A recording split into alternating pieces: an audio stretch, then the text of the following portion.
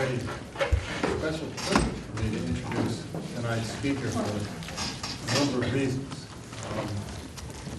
First, because she's the first dermatologist who participated in our lecture series. And I think that's great because we want to branch out to all different professions who are engaged in doing things around the world that help people who have health needs. But secondly, and I haven't told Charlotte about this, because she is our third speaker with a degree from my university, the University of Colorado. So that's the second reason why I'm particularly pleased to be able to introduce her, because I'm just so thrilled that three of the people, and I'm the lesser of those three, have their degrees from the university that I love so much, the University of Colorado. And then the third reason is because Charlotte is the one speaker, I think she even beats George Reese, who has most recently come back from being overseas. So she's going to give you some really fresh insights because she's just practically off the plane back from Cambodia, where she's going to be talking, which is what she's going to be talking about tonight. So the topic of her talk is Teaching Dermatology in Cambodia and what Cambodia taught me about public health. But let me give you a proper introduction. Dr. Charlotte Kutsch is a dermatologist certified by the American Board of Dermatology, graduate of the University of Pittsburgh School of Medicine, and received her graduate training in dermatology at the University of Colorado. She also completed a research-based fellowship in immunodermatology at the University of Colorado, and she's worked in solo group and hospital-based dermatology practices. She is currently employed by the Western Montana Clinic, Vice President of the Montana Academy of Dermatology, on the Board of Trustees of the Montana Medical Association. And she has practiced in many places, well, several places around the state, from Billings all the way here. In February, she taught dermatology to medical students and residents in Cambodia through Health Volunteers Overseas. And she was there again was it February or March? February again. In February of this year. So please join me in welcoming Dr. Kutsch.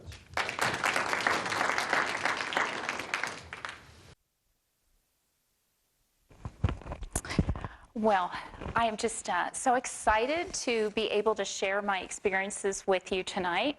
And I do want to make sure to point out, help yourself. There's some goodies over there that are also, I brought over in my suitcase from Cambodia. So if you want to try some exotic things that they have there, please certainly help yourself. All right, well, this is a picture taken near Angkor Wat, and that is in the north of Cambodia. And I just want to point that out because if you ever make it to Cambodia, you must go to Angkor Wat. It is a UNESCO World Heritage Site, and if you're a movie fan and you enjoy Raiders of the Lost Ark, any of those movies, it was filmed in Angkor Wat.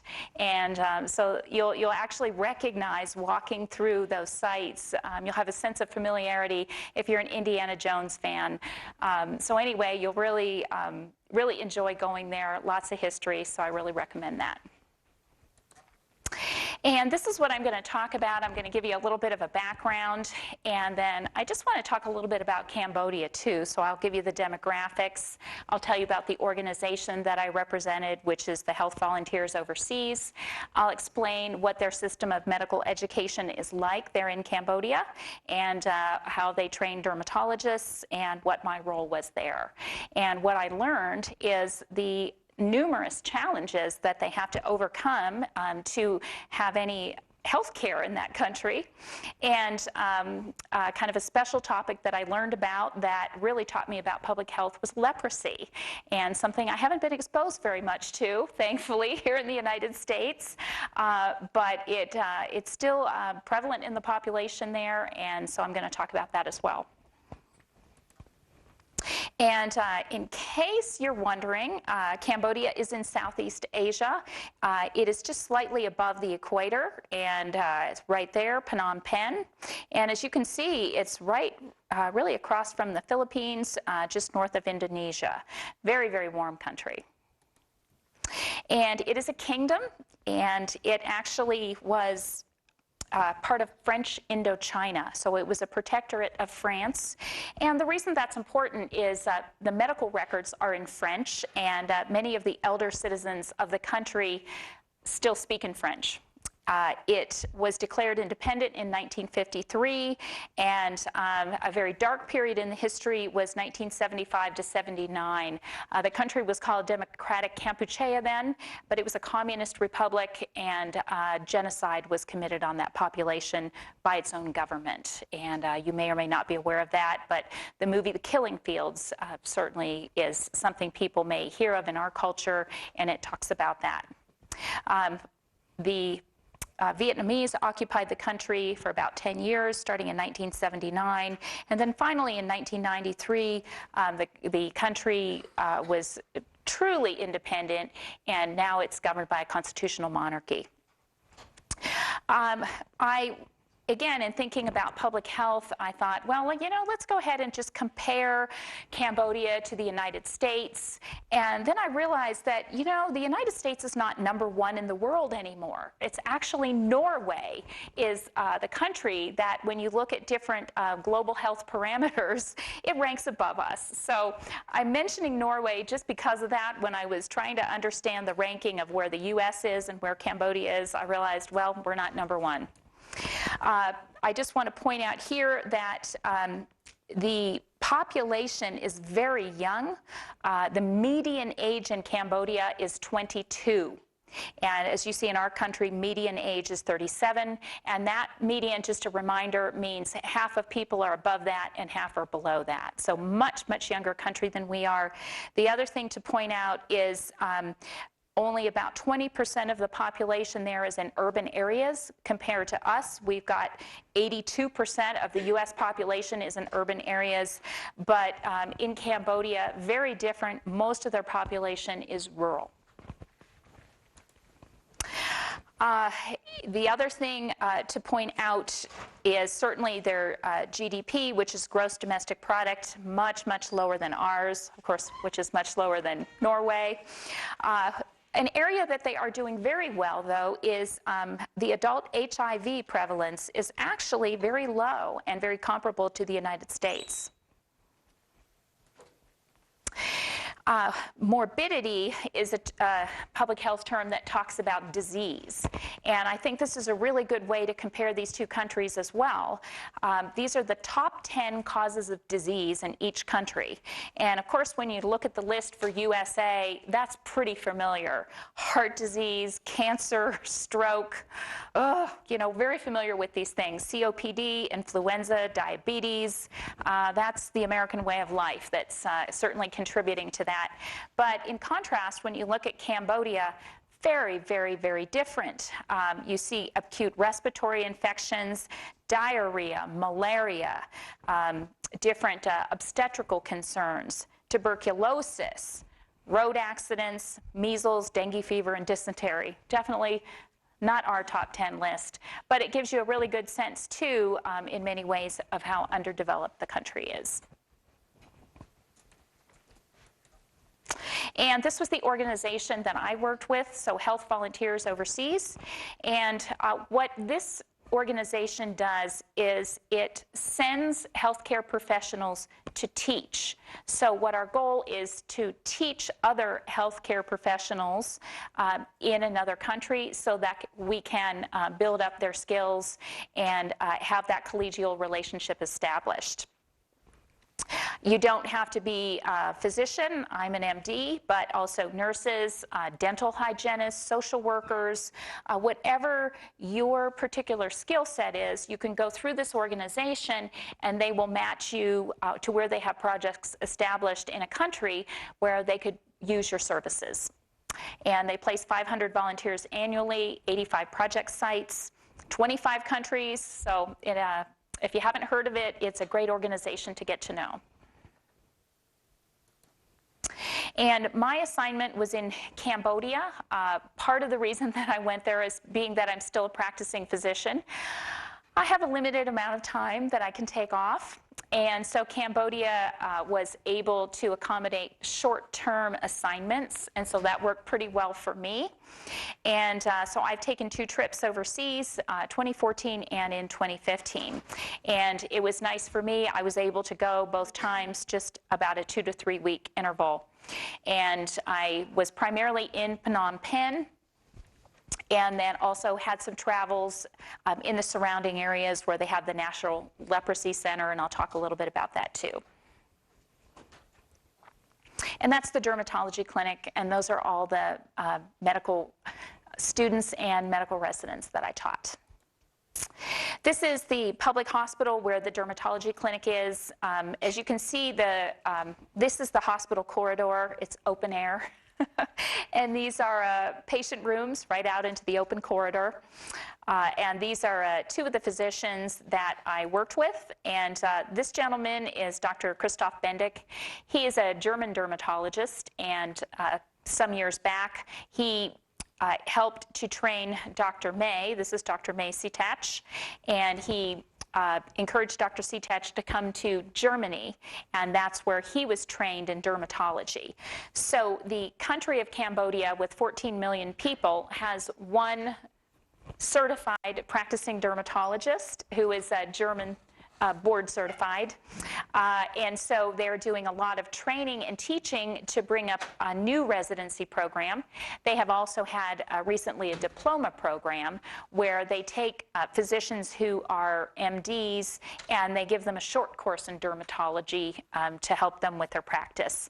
But as far as what we would consider here to be a full training or a board certification, that program is not yet being established. And I am very fortunate to be able to do the training of some of the residents in the first couple years. And this is the clinic. This is the reception area. And I love it. This is the bench where you wait. And they don't have much trouble with the charge system. It's 1 fee for everybody, depending no matter who you are. It's a $3 consultation fee, and it's first come, first serve, so there's no appointments. So you show up, you get a number, and you have a seat on the bench after you've paid your fee. And this guy has been really waiting a long time. When we're seeing patients, part of the time I spent in Cambodia was in the clinic, and this is my view from a patient room. So there's about 20 people in that room. You can see there is the patient is this baby and the patient's mother. And this is the whole collection, dermatology residents, medical students. I'm seated next to Dr. May, and there's some more residents along the side. My camera view wasn't quite wide enough. And so we all crowd in there and discuss the case and listen to the patient's history. And then once we've made the diagnosis, it's an opportunity for me that I can talk to the residents and students a little bit about how I might treat that case, maybe what medications I have available to me that they don't have in that country. And then I teach them some, maybe some physical findings, so ways that they can recognize the disease more easily when they see it again in the future. And so Dr. May is the primary instructor of that residency program, so he relies pretty much exclusively on volunteers who come through the clinic to teach for various time periods. This picture here, this physician is another German physician who is a skin cancer surgeon, and last time that I traveled there, my time overlapped with him, so he did some training in surgical techniques with the students.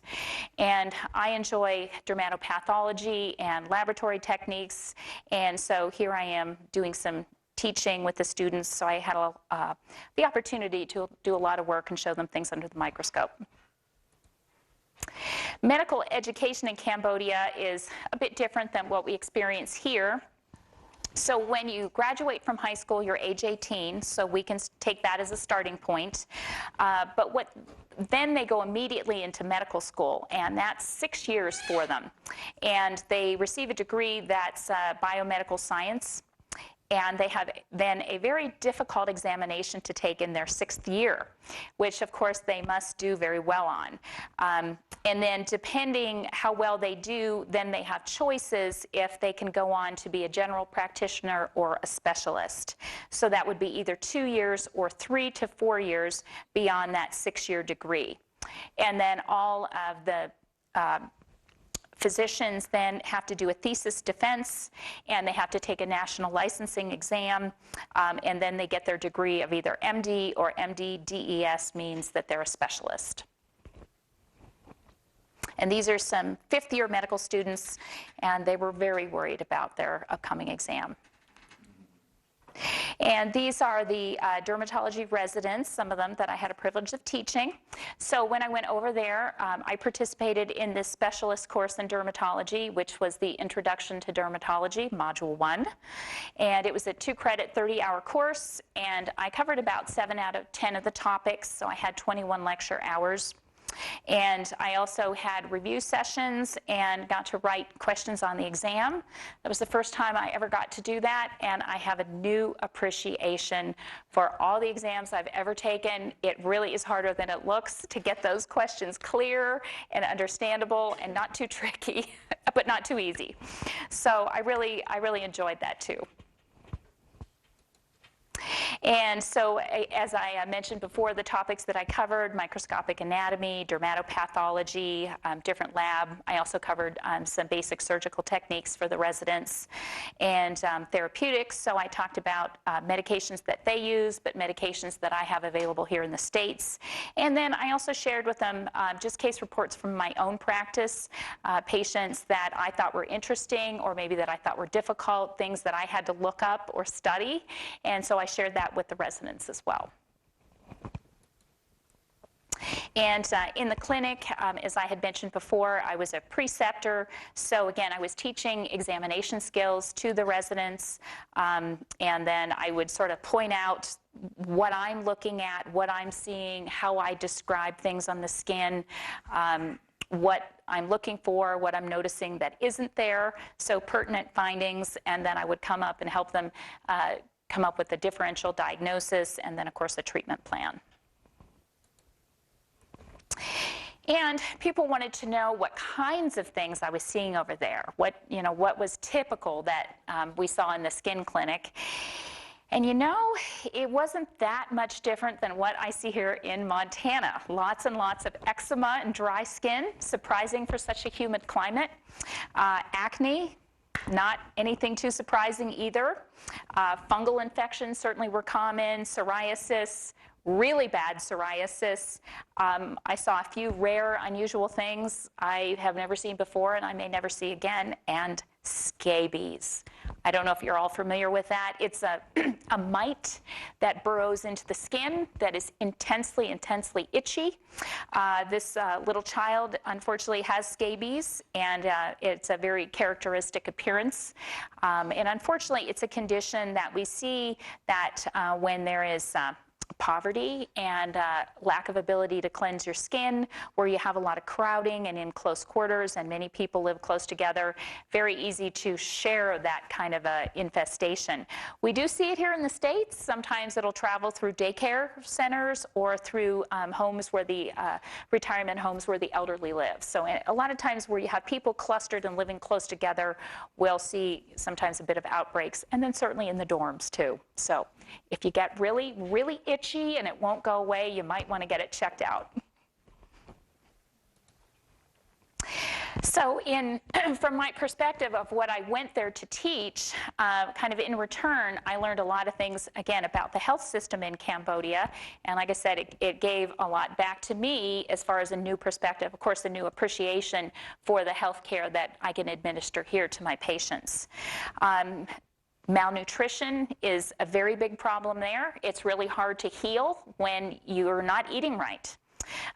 Medications, they had a very strange system.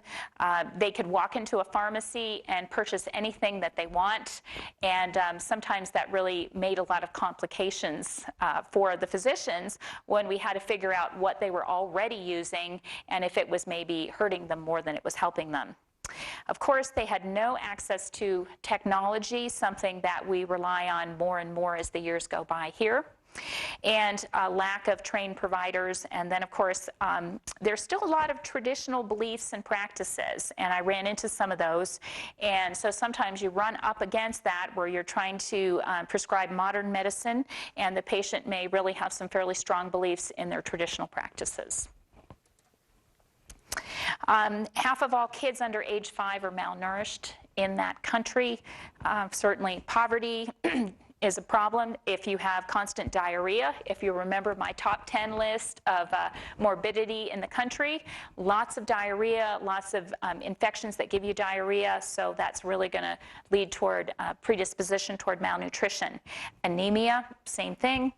And very, very common, also things such as iron, zinc, and calcium. These are all deficiencies. Top concerns in children as well as in women of childbearing age.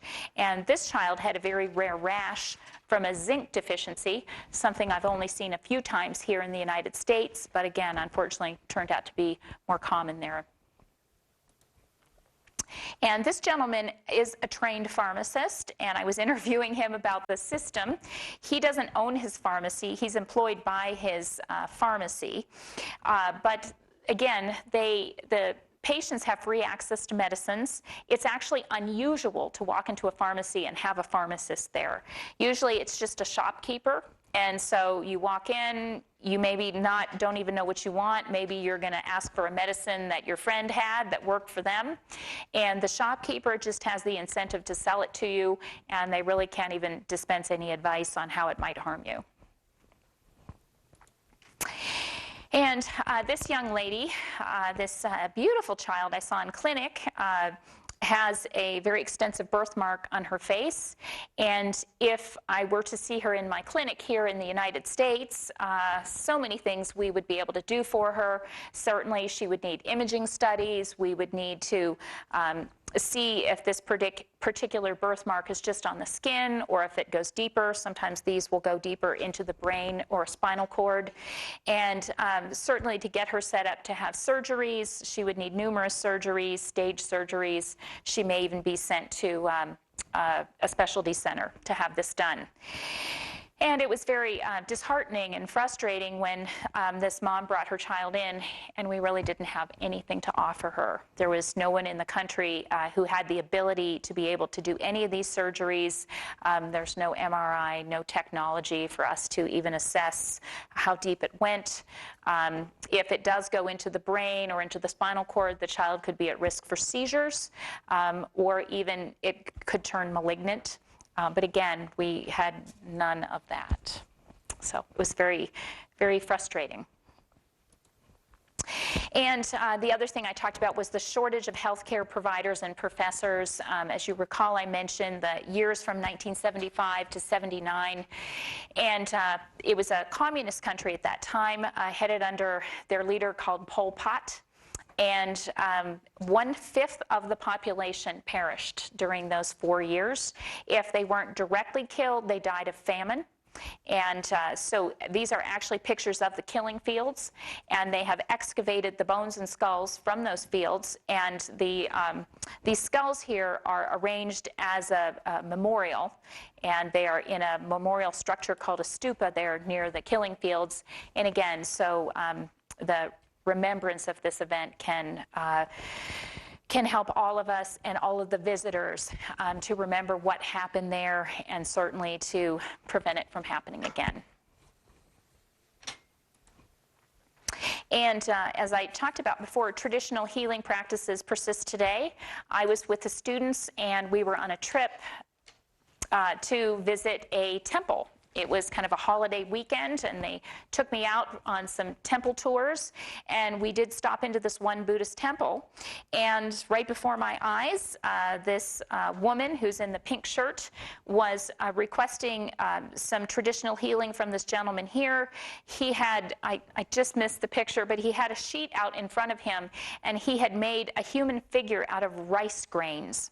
And then he put some eyes and a mouth in it, and she handed him some money. He put the money in the mouth of the figure and then wrapped it up, and that was the conclusion of that. A lot of these beliefs think that disease and illness comes from that it's inherited, or that it comes from your ancestors. And so part of their belief system is that the sick people must actively seek a cure, and that's part of what this woman was doing, either on her behalf or on behalf of a loved one.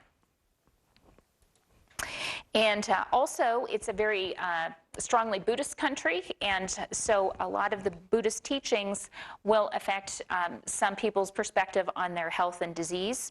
And one of the beliefs is that a person's present circumstances, either health or misery, are partly due to his own past actions or present actions. And so this is really the context in which that word karma is used.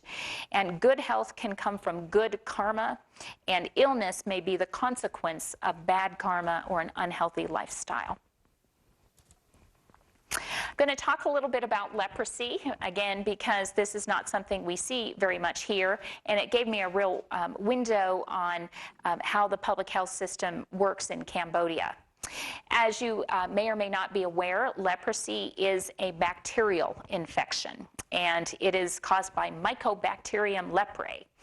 It only affects skin and nerves.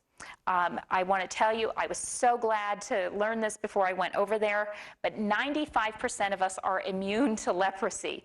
Whew. So although it is a much feared disease and very much stigmatized, your contact with a leper is actually very, very unlikely for you to result in leprosy.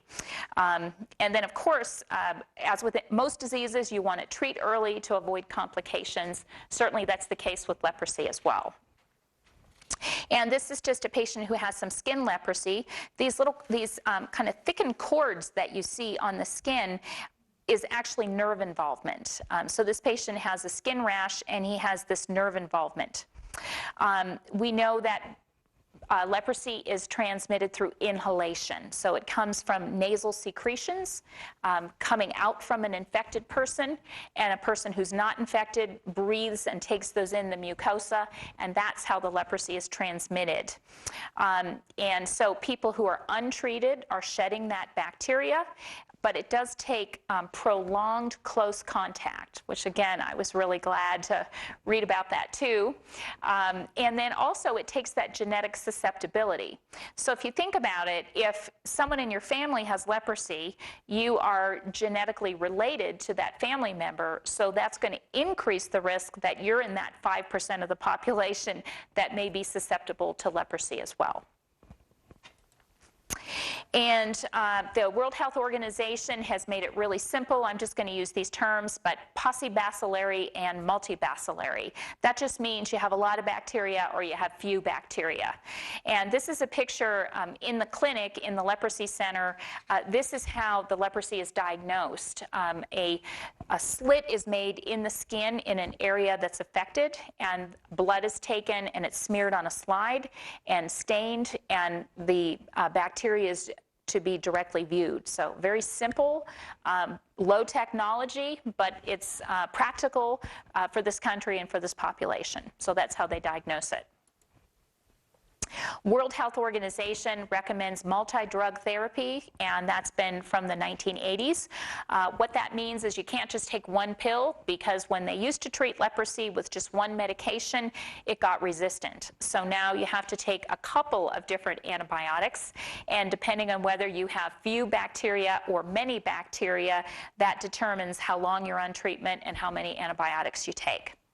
The good news, though, is if you completely complete your course, you are cured.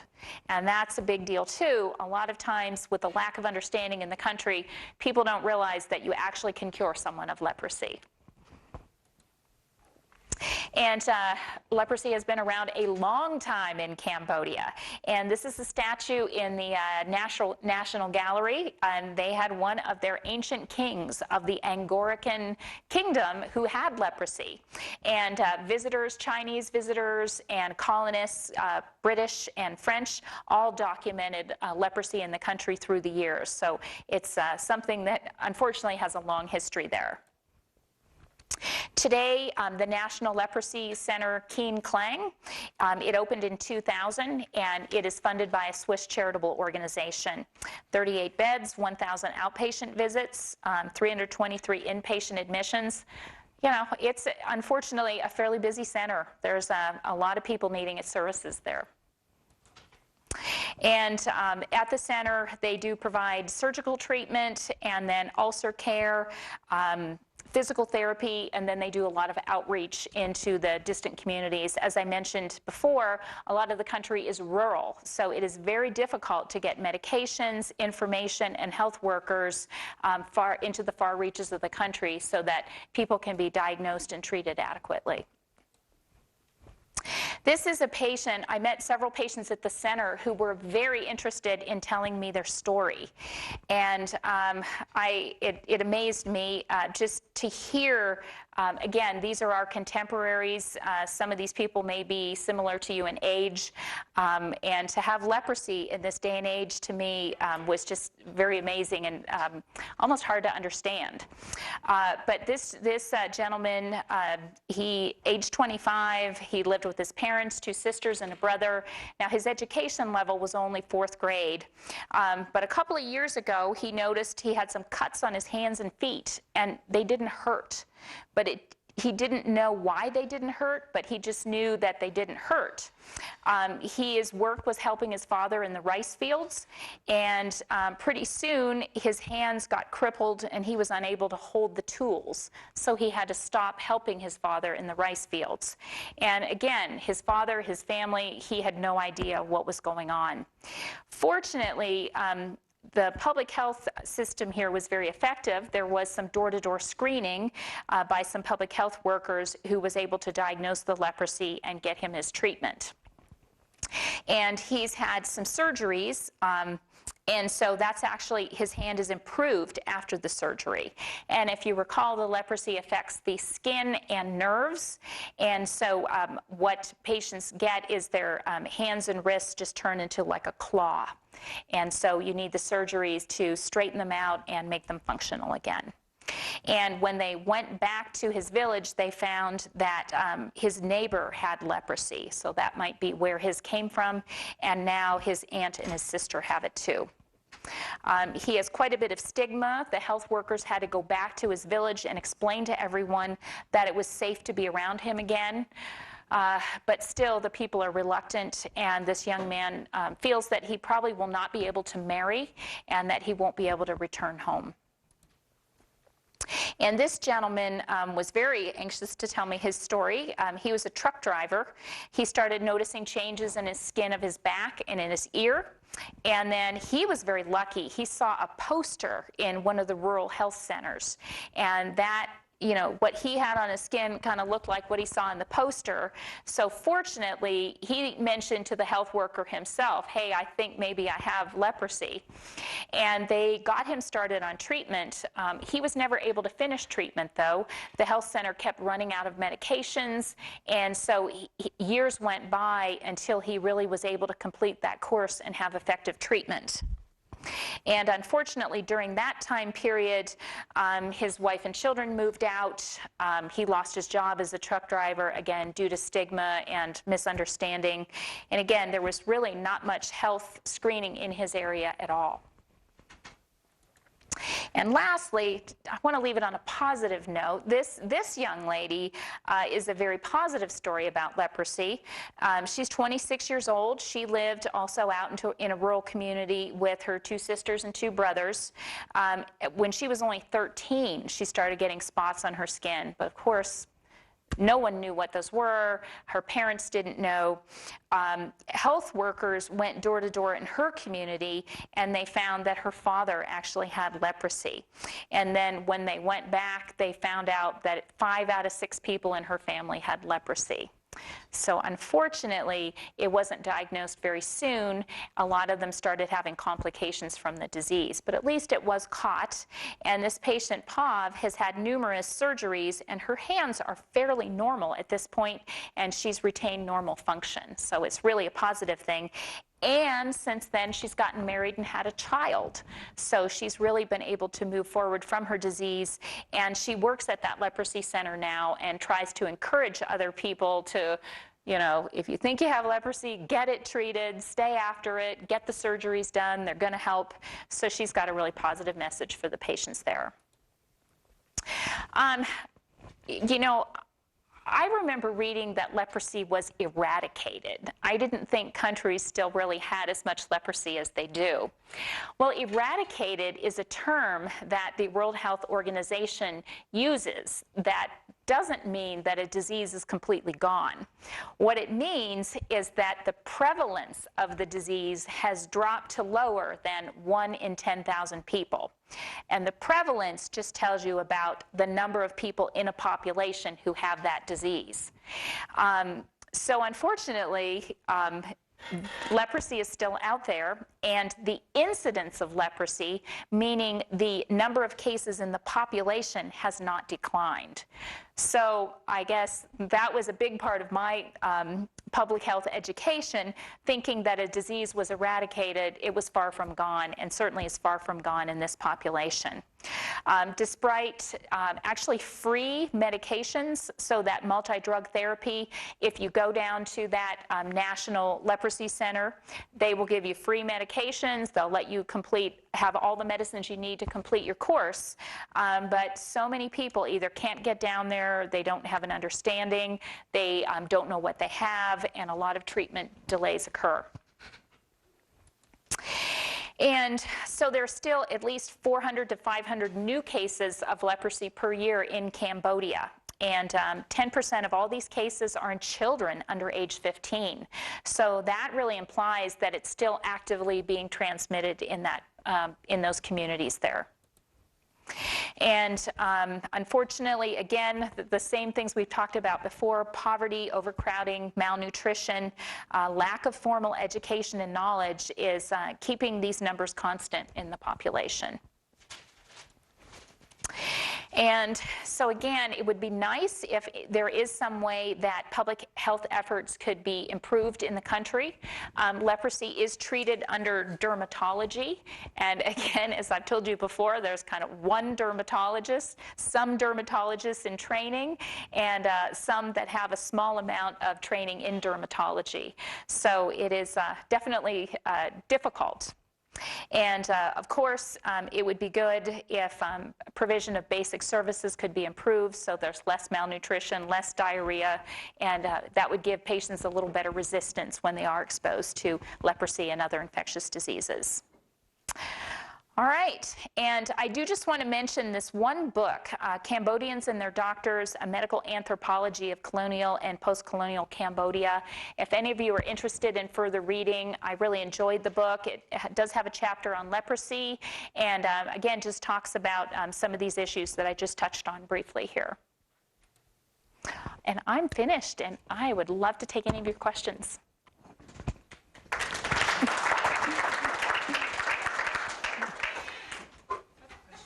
Yes? So does the Federal Ministry of Health in Cambodia have any campaigns at the national level to combat the levels of leprosy? I mean, it seems quite high. I don't know about other countries, but... Well, it's higher in other countries, even higher than this. Countries such as Brazil. There's definitely pockets in the world. Again, the Ministry of Health is extremely underfunded, and they're still battling tuberculosis, malaria. Those are also huge problems. I didn't get as much exposure to that because the leprosy is dermatology, so that's where I was able to learn about this. But I think they have so many pressing problems, you know, it's hard to know where to spend the money next. Yes? How did you handle language when you were teaching? Did they still teach in French? The native language is Khmer, and the medical students and residents spoke English. And they also spoke some French. The French in the medical records I actually found fairly easy to decipher. Fortunately, a lot of the terms seem to make it without translation. You were able to teach in I taught in English, yes. Yes? I have three questions. First, did you find any incidents of skin cancers? You mentioned that in your list. Is there, do they have the same problems as melanoma and things like that we have here? No, they don't. Very little skin cancer. And, you know, part of it, again, might be genetic susceptibility in the population. Skin coloring, we know that individuals with lighter skin coloring, lighter eyes, lighter complexion, and hair are going to have an increased risk of skin cancers. The Cambodians all have a much darker pigmentation in their skin, darker eyes, and darker hair. Another very interesting trend I saw is, although it was 88 degrees in the country, people were dressed typically in long sleeves and long pants, and their skin was covered, and they also very quickly put on a hat when they went outdoors too. So what skin they had was covered, and even people working in the rice fields, you know, people working hard outdoors, they were very quick to cover their skin. So although they didn't have sunscreen like a lot of us rely on here, their skin was covered. My second question has to do with traditional practices. Did you find any traditional practices that you could learn from in terms of integrating that with your own lessons and teaching? Well, yes, and the one aspect of the traditional practices that I found very refreshing, the one belief that they had was that a person should take an active role in their recovery. So not to just sort of sit back passively and say, okay, doctor, fix me, but that they should do something, that there's a role that they have, and that they need to step forward and you know, whatever it may be based on their disease. The other thing that I really enjoyed too is they also have that belief that part of the disease may be from broken relationships, or maybe maybe they needed to forgive someone. Maybe they needed to make sure they were on good terms with everyone in their family, and that would be part of their healing process. And you know, so many times we overlook the mind-body connection. And for example, I have many patients who are undergoing extreme stress. Maybe they're having stressful events in their families, and their skin disease flares up. I mean, it happens all the time. And so I really like that, the fact that they needed to take care of themselves psychologically and emotionally, and that was an aspect of their healing. Thank you. So my third question is, are you planning to go back again? Or are you planning to go someplace else with the same organization? Well, they have invited me back, and we're looking at maybe a 2-year time frame so that some of these residents move through, and then I could teach the next group. So I'm interested in that, and I'm interested in the continuity there, but certainly I'm open to other locations, and I would consider that too in the future. Yes? I have a question about the 3 medications that you had mentioned were part of the treatment. Was one of them thalidomide? Thalidomide. Here, let me get back to those. And clofazimine. And here, I'll get those for you. I don't remember the name for thalidomide, but I know they are using it in some countries for leprosy and having the problems with the birth defects and stuff. So dapsone, clofazimine, and rifampin. And the dapsone was the original medication. That was the original medication see if I can get that bigger for you. And that's the one that people became resistant to back in the 1940s. So then they added in the clofazimine and the rifampin.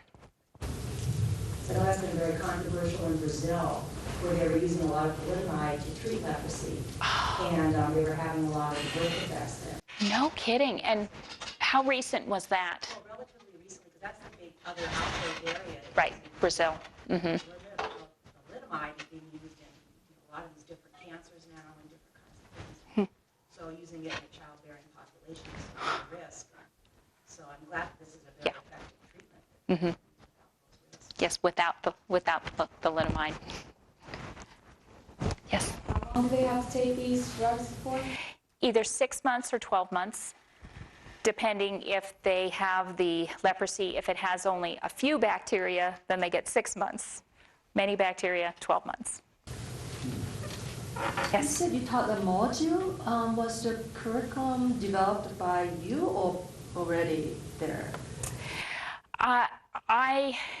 I developed the curriculum. I went last year, and that was where I was able to determine what their needs were. I was also very pleased to see they had a pretty good grasp of English. So, and so then when I was asked to come back this year, it was easier for me. So I knew about what their level of understanding was, so I was able to make the lectures. They don't have really any basic science. You know, they go through those 6 years of the medical school, but there's so much that we take for granted here.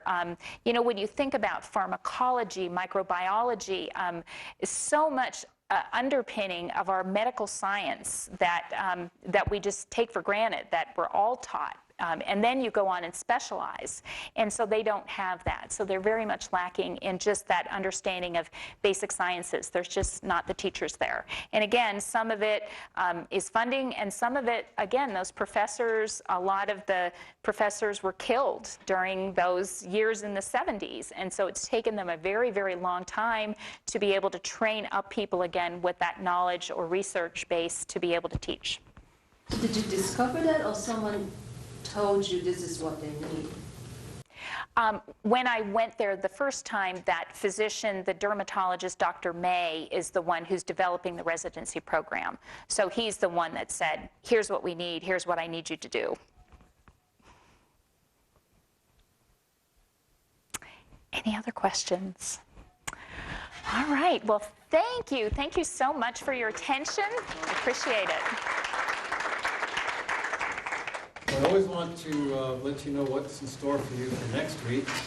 And we have a really special lecture coming up next week. This is, we're going to be moving back to Africa. So we have Rachel Schmoker, who is an undergraduate student here in the Global Public Health program. She's a community health major. And she was the first awardee of the Global Public Health Award to go and do an experience in another country. And so she's going to come back, and she is back, and she's going to come here and talk to us about healthcare challenges in Kutsch, South Africa, addressing HIV prevalence through the social construction of disease. So I think you're going to want to hear from Rachel about her experiences in South Africa next week. Thank you again for coming.